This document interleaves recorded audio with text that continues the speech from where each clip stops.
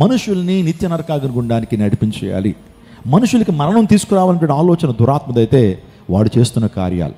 ఇప్పుడు దేవుని సన్నిధిలో మనం ఉండటం ద్వారా మన మీదకి వస్తున్నటువంటి దురాత్మ చేసేటువంటి కీడులన్నీ కూడా దేవుని సన్నిధిలో తొలగిపోతాయి. స్తోత్రం చెప్పండి.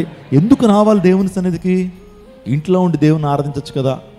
ఇదే లైవ్ ఇంట్లో కూడా వస్తుంది. ఓకే, ఇదే లైవ్ ఎక్కడ వస్తుంది? ఇంట్లో కూడా వస్తుంది.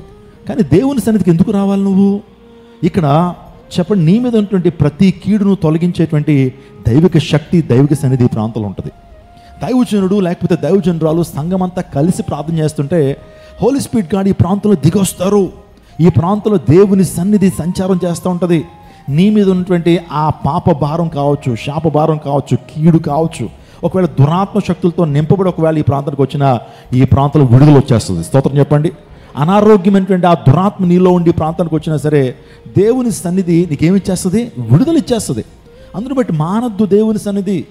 ఎక్కడైతే దేవుని సన్నిధి పరిపూర్ణంగా ఉంటుందో, ఎక్కడైతే దేవుని ఆత్మ నింపుదలతో కూడినటువంటి ప్రసంగాలు ఉంటాయో, ఎక్కడైతే దేవుని ఆత్మతో నింపినటువంటి సంఘాలు ఉంటాయి, అవి చిన్న సంఘాలే కావచ్చు, గొప్ప గొప్ప అరేంజ్మెంట్స్ లేకపోయి ఉండొచ్చు, కానీ అక్కడ దేవుని ఆత్మ సంచారం ఉంటుంది, అక్కడ విడుదల వస్తుంది.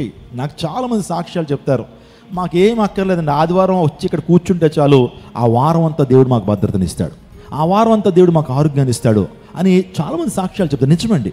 దేవుని సన్నిధి కూర్చుంటే చాలు, దేవుని సన్నిధిలో వాక్యం వింటే చాలు, ఆయన సన్నిధిలో ఆరాధిస్తే చాలు, చేతులు ఎత్తమన్నప్పుడు చేతులు ఎత్తి ఆ దేవుని స్తుతిస్తే చాలు, నీకు దీవెన,